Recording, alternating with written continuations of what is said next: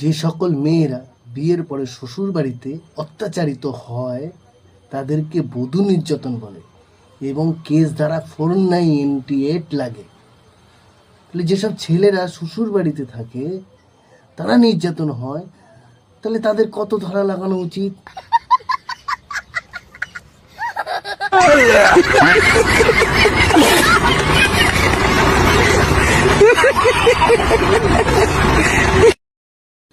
যে সকল মেয়েরা বিয়ের পরে শ্বশুর বাড়িতে অত্যাচারিত হয় তাদেরকে বধূ নির্যাতন বলে এবং কেস ধারা 4988 লাগে।